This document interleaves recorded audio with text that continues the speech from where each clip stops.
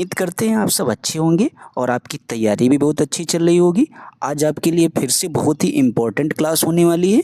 ये आपका आज का कुछ ऐसा टॉपिक होने वाला है जो आपके हर एक एग्जाम में यहाँ से 1 या 2 नंबर में क्वेश्चन आपके पूछे जाते हैं। मतलब 1 नंबर तो आपका कन्फर्म है यहाँ से आना, आप चाहे जिस भी एग्ज़ाम की तैयारी कर रहे हों। और ये टॉपिक आज आप कुछ इस तरीके से आज पढ़ेंगे आज की क्लास में कि आने वाले समय में इस टॉपिक से आपका कोई भी क्वेश्चन गलत नहीं होगा। क्योंकि इस क्लास की खासियत ये होने वाली है, सबसे पहले हम आपको थ्योरी का पोर्शन पढ़ाएंगे और अभी तक आपके जितने भी इस टॉपिक से 40 से 50 क्वेश्चन बने हुए वो हम आपको इस वीडियो में कवर कराएंगे। तो आप लोगों को क्या करना है, ध्यान से पूरा वीडियो लास्ट तक देखना है। तो देखते हैं सबसे पहले आपका टॉपिक क्या होने वाला है आज का। तो टॉपिक आपका होने वाला है भारतीय संविधान की विशेषताएं, यानी कि फीचर्स ऑफ इंडियन कॉन्स्टिट्यूशन। तो सबसे पहला इसमें आपका जो पॉइंट दे रखा है उसको पहले हम लोग देखते हैं। कह रहा है आपका संविधान में हमारे राष्ट्रीय का जो उल्लेख है ये किन नामों से किया गया है। तो आपके जो संविधान है इसमें जो आपका जो राष्ट्र है इसका उल्लेख जो हमारा आपका जो भारत है इसका किस नाम से आपका जो संविधान में उल्लेख किया गया है। तो इसका जो नाम है आपका इंडिया, दैट इज भारत। और ऐसा भी लिखा हुआ इंडिया अर्थात क्या, भारत। अगर आपसे क्वेश्चन पूछा जाता है संविधान में हमारे राष्ट्रीय का उल्लेख किन नामों से किया गया है तो आप तुरंत इसका जवाब देंगे इंडिया, दैट इज भारत। आगे देखते हैं सेकंड पॉइंट आपका क्या कहता है, भारतीय संविधान में किस प्रकार की शासन प्रणाली की व्यवस्था की गई है। तो आपका जो भारतीय संविधान है इसमें जो है आपकी शासन प्रणाली की व्यवस्था की गई है वो हमारी कैसी है, संसदात्मक। ठीक है, आगे देखते हैं जो आपकी संसदात्मक शासन व्यवस्था में विधायिका का कार्यपालिका पर नियंत्रण होता है। तो आप ये बात अच्छे से समझ गए होंगे, जो आपकी संसदात्मक शासन व्यवस्था होती है इसमें विधायिका का कार्यपालिका पर नियंत्रण होता है। आगे देखते हैं अध्यक्षात्मक शासन प्रणाली का आधारभूत तत्व क्या है। जो आपका अध्यक्षात्मक शासन प्रणाली होती है इसका आधारभूत तत्व आपका क्या है, एकल कार्यपालिका। आगे देखते हैं भारत की संसदीय शासन प्रणाली एवं ब्रिटेन की संसदीय शासन प्रणाली के मध्य अंतर का मुख्य बिंदु कौन सा है। यानी जो आपकी भारत की संसदीय प्रणाली है और जो आपकी ब्रिटेन की संसदीय प्रणाली, इन दोनों में जो आपका अंतर है वो मुख्य कौन सा है।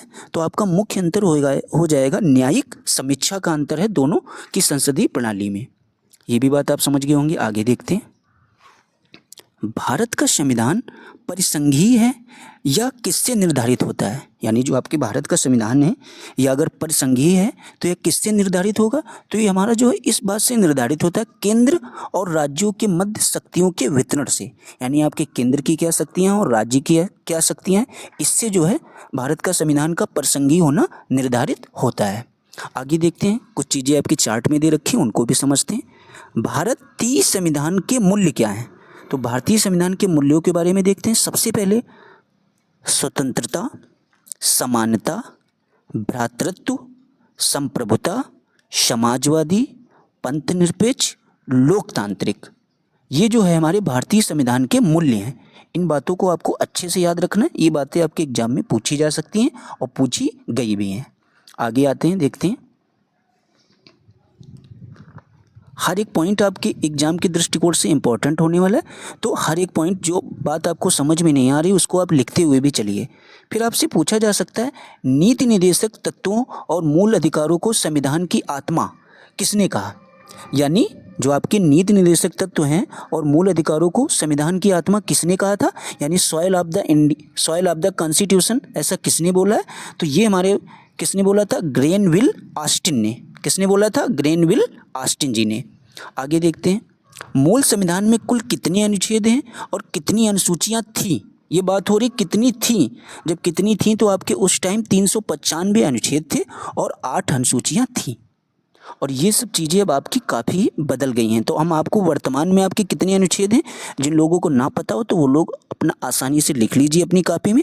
448 अनुच्छेद हो गए हैं। कितने हो गए हैं अब आपके, 448। इसके बाद में आपकी जो अनुसूचियाँ, ये हमने आपको कल ही क्लास प्रोवाइड कराई थी, तो उसमें अब अनुसूचियाँ हमारी कितनी हो गई हैं, 12। ठीक है, तो ये बात आप अच्छे से लिख लीजिए। और अगर आपसे पूछी जाती हैं कि इससे पहले कितनी थी, तो थी तो आपको याद रखना है 395 अनुच्छेद और 8 अनुसूचियाँ हमारी पहले के संविधान में थी, लेकिन वर्तमान में अब कितनी हो गई, 448 अनुच्छेद हो गए हैं और 12 अनुसूचियाँ हो गई हैं। आगे देखते हैं। सर्वप्रथम कांग्रेस के किस अधिवेशन में जनगण मन गाया गया था? तो आपका जो सर्वप्रथम है कांग्रेस के किस अधिवेशन में आपका जो राष्ट्रीय गान है इसको कब गाया गया था? तो आपको सबसे पहले गाया गया था कलकत्ता अधिवेशन, वर्ष आपका कौन सा था, 1911। ये बात आपके लिए बहुत ही एग्जाम के दृष्टिकोण से महत्वपूर्ण होने वाली है, इसको जरूर आप लोग लिख लीजिए। आगे देखते हैं, जो आपका राष्ट्रीय गान है यानी नेशनल एंथम के गायन का मानक समय कितना है? यानी जो हम लोग राष्ट्रीय गान करते हैं, आप लोग स्कूल जाते होंगे तो वहाँ सुबह प्रेयर में भी आपका राष्ट्रीय गान होता है, जो उसका एक फिट टाइम है वो आपका कितने समय में राष्ट्रीय गान आपका समाप्त होना चाहिए, 52 सेकंड में। आगे देखते हैं, भारतीय संविधान की जटिलता के कारण इसे वकीलों का स्वर्ग कहा जाता है। यानी जो आपका भारत का संविधान है इसकी जटिलता के कारण इसे किसका स्वर्ग कहा जाएगा, वकीलों का स्वर्ग कहा जाता है। ठीक है, तो ये बात भी आपको याद रखनी है। आगे देखते हैं,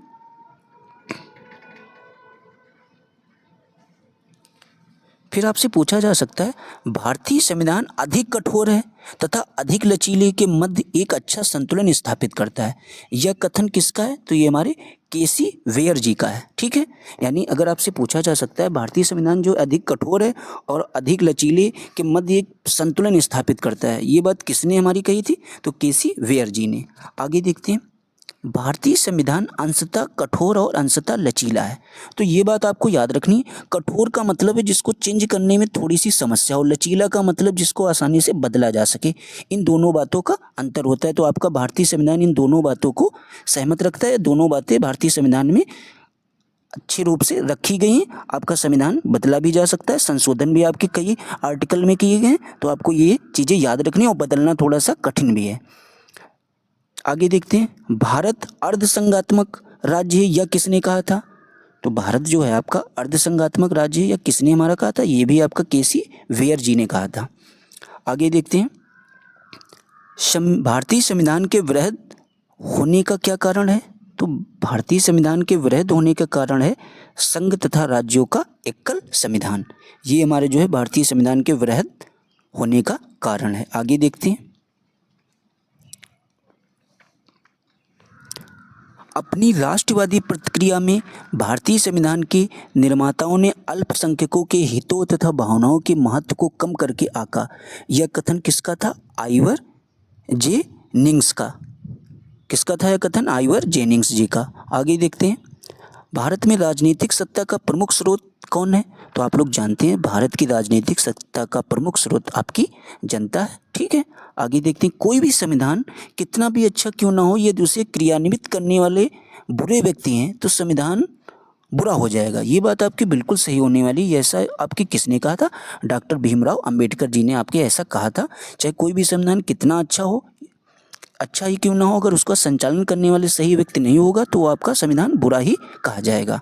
आगे देखते हैं, संविधान को संघात्मकता के तंग ढांचे में नहीं ढाला गया है। यह कथन किसका है? तो ये कथन भी आपके डॉक्टर भीमराव अंबेडकर जी का है। यानी संविधान को जो है संघात्मकता के तंग ढांचे में नहीं ढाला गया है, ये आपकी किसने कहा था? डॉक्टर भीमराव अंबेडकर जी ने। ये बात आपको नोट कर लेनी है, ऐसा आपसे पूछा जा सकता है। आगे देखते हैं, भारत की स्वतंत्रता के बाद भारतीय राष्ट्रीय कांग्रेस को एक राजनीतिक दल के रूप में भंग कर दिया जाना चाहिए। यह सुझाव किसने दिया था? आपके महात्मा गांधी जी ने ऐसा कहा था। आगे देखते हैं, भारतीय संघवाद को सहकारी संघवाद यानी कोऑपरेटिव फेडरलिज्म किसने कहा? तो आपके ग्रेनविल ऑस्टिन जी ने कहा है।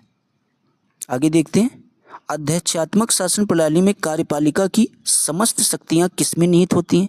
तो जो आपकी अध्यक्षात्मक शासन प्रणाली होती है उसमें कार्यपालिका की जो समस्त आपकी शक्तियां होती हैं यानी समस्त जो आपके पावर्स हैं ये किसमें निहित हैं? ये आपके राष्ट्रपति में निहित होते हैं। आगे देखते हैं,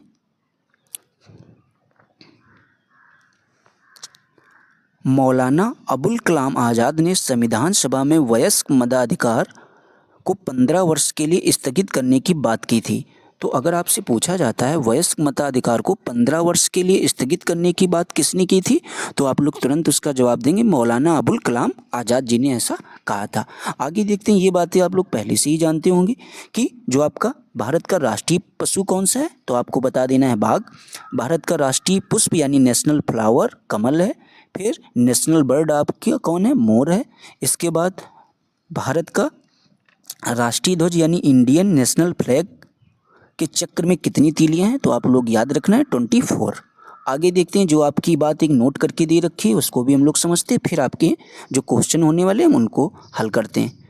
आपसे कहा गया SR बोम्मई भारत संघवाद 1994 में उच्चतम न्यायालय ने कहा भारतीय संविधान एक परिसंघात्मक संविधान है। ये किसने कहा था, SR बोम्मई और भारत संघवाद ने 1994 में कहा, उच्चतम न्यायालय ने कहा था क्या है, भारतीय जो संविधान है ये कैसा है, एक परिसंघात्मक संविधान है। ठीक है, अब आपके जो क्वेश्चन होने वाले हैं उनको हम लोग देखते हैं, और हर एक क्वेश्चन आपके पेपर में पूछा गया है तो सारे क्वेश्चनों को हम लोग बहुत ही ध्यान से समझते हुए चलते हैं। तो देखते हैं आपका पहला क्वेश्चन क्या कहता है।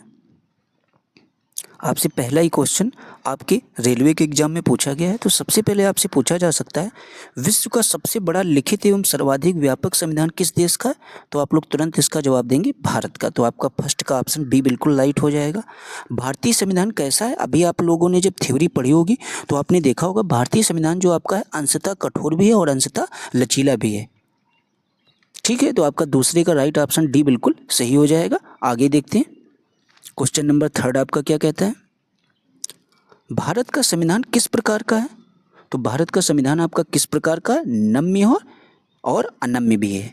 तो आपका तीसरे का राइट ऑप्शन सी बिल्कुल सही हो जाएगा। 4 नंबर क्वेश्चन देखते हैं आपका क्या कहता है, भारत के संविधान में भारत को माना गया है, तो भारत के संविधान में जो है भारत को क्या माना गया है, तो एक अर्धसंघ या स्वतंत्र राज्यों का एक संघ या राज्यों का एक यूनियन या इनमें से कोई नहीं। तो आप लोगों को ये बात अच्छे से हमने ऊपर बताई हुई है जब आपने थ्योरी का पोर्शन पढ़ा होगा।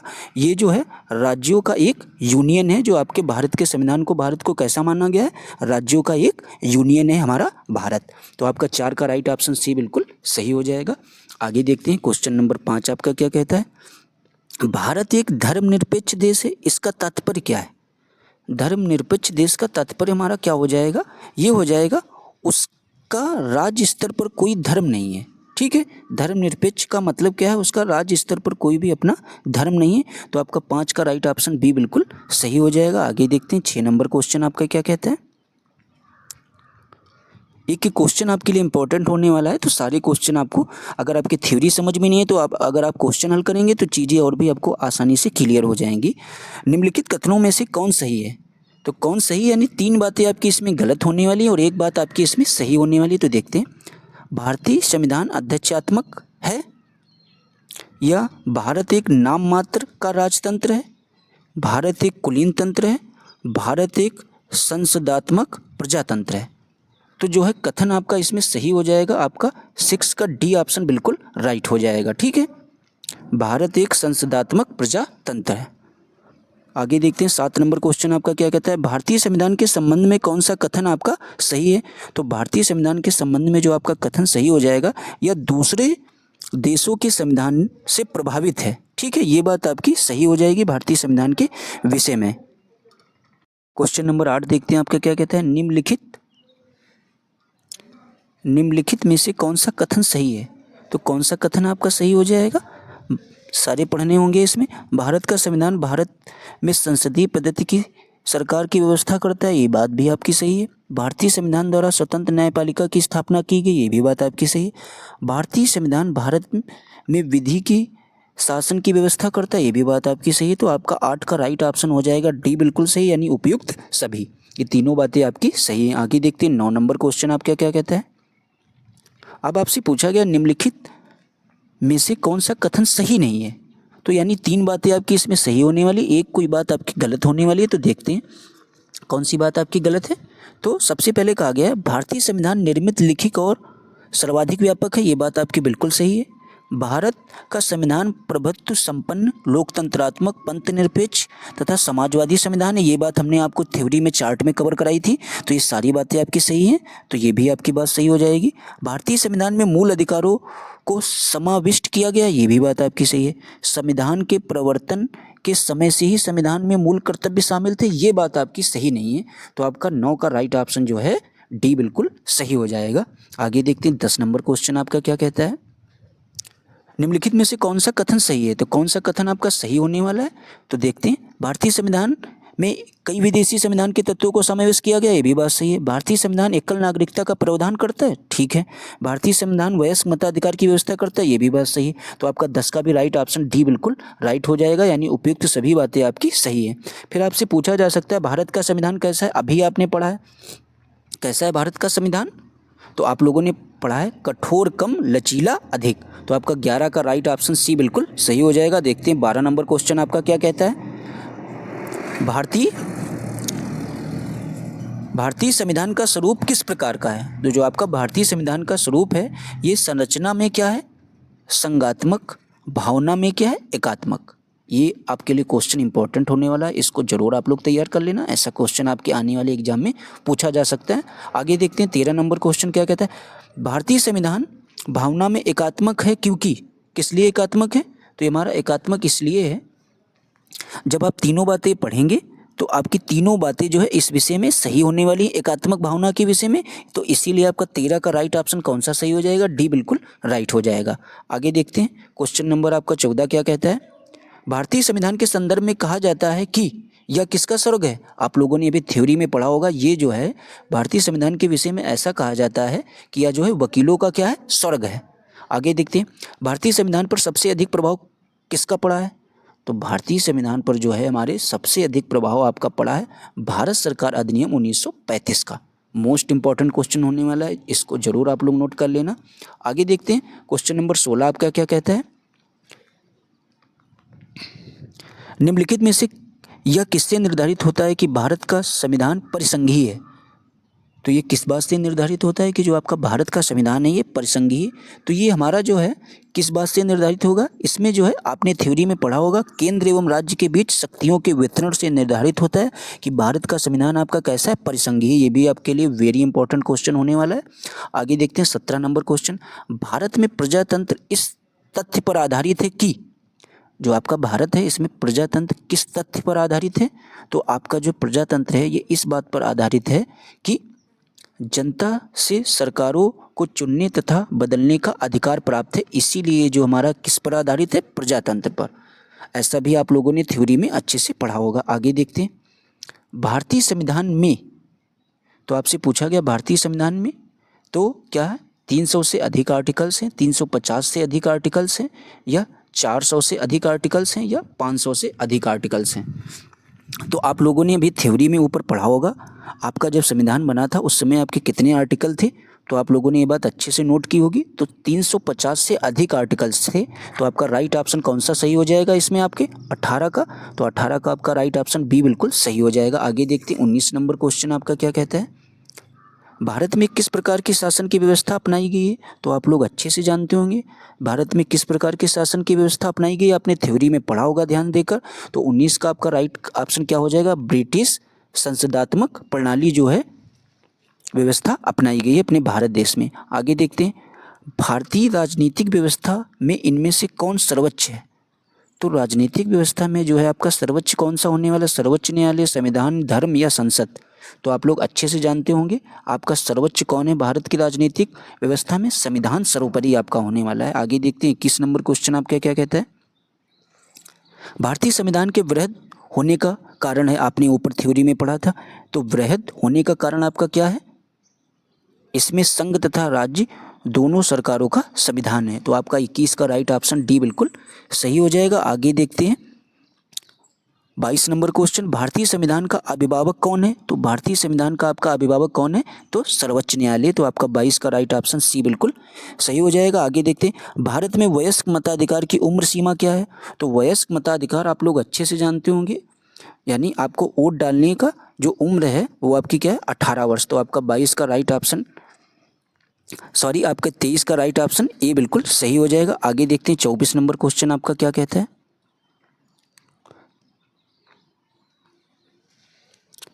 भारतीय संघीय व्यवस्था की एक विशेषता है, तो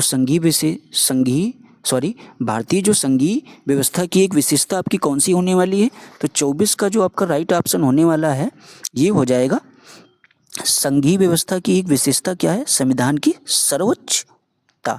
यही आपकी क्या है, संघीय व्यवस्था की एक विशेषता है। क्या है इसमें, संविधान की सर्वोच्चता। आगे देखते हैं 25 नंबर क्वेश्चन आप क्या क्या कहता है, भारत के संविधान में संघीय शब्द की जगह किन शब्दों को स्थान दिया गया है, तो संघीय शब्द की जगह पर किन शब्दों को स्थान दिया गया, आइए देखते हैं। 25 संघीय राज्य, ऐसा तो नहीं है, संघों का राज्य, राज्यों का संघ, ये दिया गया है स्थान। तो 25 का आपका राइट ऑप्शन सी बिल्कुल सही हो जाएगा। 26 नंबर क्वेश्चन देखते हैं क्या कहता है, भारतीय संविधान में कितनी सूचियां हैं। अब देखो ये बात आपके लिए महत्वपूर्ण होने वाली है, कितनी अनुसूचियां हैं तो सभी को मालूम है, लेकिन कितनी सूचियां हैं तो आपके लिए क्वेश्चन थोड़ी सी समस्या खड़ी कर सकता है। तो आपका 26 का जो है राइट ऑप्शन होने वाला है 3। भारतीय संविधान में कितनी सूचियां हैं, तो आपकी 3। ठीक है, तो 26 का आपका राइट जवाब सी बिल्कुल सही हो जाएगा। 27 नंबर क्वेश्चन देखते हैं क्या कहता है, भारत का संविधान अपना प्राधिकार किससे प्राप्त करता है, तो प्राधिकार किससे प्राप्त करता है, भारत का जो आपका संविधान है ये प्राधिकार जो है भारत की जनता से प्राप्त करता है। तो 27 का राइट ऑप्शन आपका सी बिल्कुल सही हो जाएगा।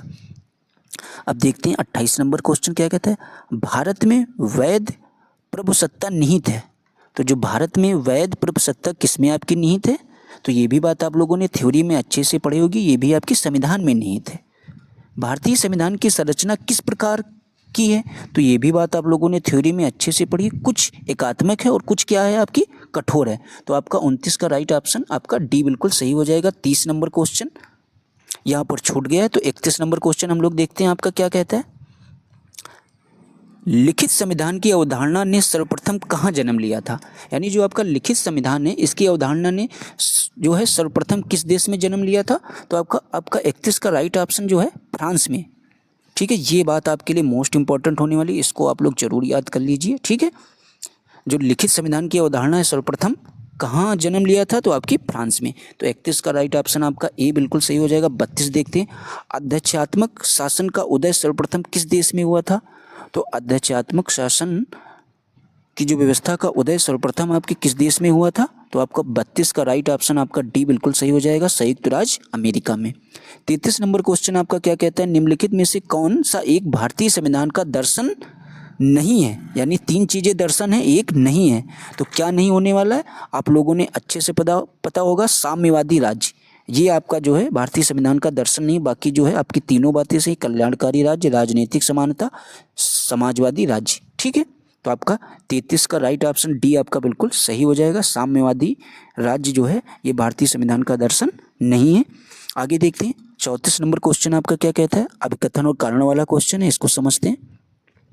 34 नंबर क्वेश्चन आपका क्या कहता है, भारतीय संविधान अर्धसंघात्मक है, ये आपका कथन है। आपका कारण क्या क्या है, भारतीय संविधान ना तो संघात्मक है और ना ही एकात्मक है, तो आपकी कौन सी इसमें कथन और कारण क्या आपके, सबसे पहला आपका ऑप्शन कहता है ए तथा आर दोनों सही हैं तथा आर ए की सही व्याख्या है। तो आपने थ्योरी में ये दोनों बातें आपको थ्योरी में मिली होंगी, जो आपका भारतीय संविधान है ये अर्धसंघात्मक है और भारतीय संविधान ना तो संघात्मक है और ना ही एकात्मक है। तो आपकी जो है कथन और कारण दोनों बातें सही और तथा आर ए की सही व्याख्या भी करता है। तो आपका 34 का राइट ऑप्शन ए बिल्कुल सही हो जाएगा। आगे देखते हैं 35 नंबर क्वेश्चन आपका क्या कहता है, इनमें से कौन सा भारतीय संघीय व्यवस्था में एकात्मक तत्व है, तो एकात्मक तत्व आपका कौन सा हो जाएगा, देखते हैं। शक्तियों का विकेंद्रीकरण, ये नहीं सही है। राज्यपालों की नियुक्ति, ये भी बात सही है एकात्मक तत्व के लिए संघीय व्यवस्था में। राज्यसभा में असमान प्रतिनिधित्व, ये भी बात आपकी सही है। फिर क्या है, न्यायिक पुनरावलोकन, ऐसा तो नहीं है। अखिल भारतीय सेवाएं, ये बात आपकी सही है। द्विसदनात्मक व्यवस्थापिका, ये भी आपकी बात सही नहीं है। तो इस हिसाब से जो आपका 35 का राइट ऑप्शन जो है आपका बी सही हो जाएगा, 2, 3, 5। आगे देखते हैं 36 नंबर क्वेश्चन आप क्या क्या कहता है, भारत में राजनीतिक व्यवस्था के मूलभूत लक्षण आपके क्या हैं, तो राजनीतिक व्यवस्था के आपके मूलभूत जो लक्षण होने वाले हैं वो आपके कौन से हैं, या एक लोकतांत्रिक गणतंत्र है, फिर इसके बाद कहा गया इसमें संसदात्मक रूप की सरकार है।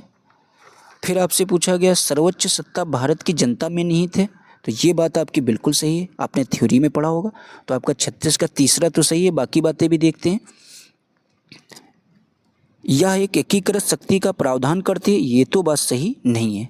तो आपका 36 का इस हिसाब से जो आपका राइट ऑप्शन होने वाला है, भारत में राजनीतिक व्यवस्था के मूलभूत लक्षण, यह एक लोकतांत्रिक गणतंत्र है, ये भी बात आपकी सही। इसमें संसदात्मक रूप की सरकार है, ये भी बात आपने थ्योरी में पढ़ी थी। तो आपका इस हिसाब से 1, 2, 3 ये किस ऑप्शन में आपके दे रखा है, बी में। तो आपका जो है 36 का राइट ऑप्शन बी बिल्कुल सही हो जाएगा। यानी 1, 2, 3 ये तीनों बातें आपकी सही हैं। आगे देखते हैं 37 नंबर क्वेश्चन आपका क्या कहता है। निम्नलिखित में से कौन सी विशेषता भारतीय संघ तथा अमेरिकी संघ दोनों में साझी है। तो दोनों में ऐसी कौन सी आपकी विशेषता है जो दोनों में है। तो एकल नागरिकता या दोहरी नागरिकता, या संविधान में 3 सूचियाँ, या संविधान की व्याख्या के लिए संघीय उच्चतम न्यायालय। तो आपने थ्योरी में ये बात अच्छे से पढ़ी होगी। तो ये जो है आपका क्या हो जाएगी, संविधान की व्याख्या के लिए संघीय उच्चतम न्यायालय। तो आपका 37 का राइट ऑप्शन डी बिल्कुल सही हो जाएगा। आगे देखते हैं 38 नंबर क्वेश्चन आपका क्या कहता है। निम्नलिखित में से कौन भारतीय राज्य व्यवस्था में सर्वोच्च है। तो जो आपकी भारतीय राज्य व्यवस्था है इसमें आपका सर्वोच्च कौन सी चीज़ होने वाली, संसद, धर्म, संविधान, सर्वोच्च न्यायालय। तो आपको अच्छे से पता होना चाहिए आपका सर्वोच्च कौन सा है राज्य व्यवस्था में, संविधान। तो आपका 38 का राइट ऑप्शन सी बिल्कुल सही हो जाएगा। 39 नंबर क्वेश्चन देखते हैं क्या कहता है। भारतीय संविधान को आप किस प्रकार वर्णन करेंगे। तो आप जो है भारतीय संविधान का किस प्रकार वर्णन करेंगे। तो इस प्रकार हम लोग वर्णन करेंगे कि विश्व के सबसे विस्तृत संविधानों में से एक है आपका भारतीय संविधान। 40 नंबर क्वेश्चन आपका कहता है भारत का संविधान मान्यता प्रदान करता है। तो भारत का जो संविधान है ये किस प्रकार की मान्यता प्राप्त करता है, केवल धार्मिक अल्पसंख्यकों को, जी बिल्कुल नहीं। केवल भाषाई अल्पसंख्यकों को, ऐसा भी नहीं है। धार्मिक एवं भाषाई अल्पसंख्यकों को,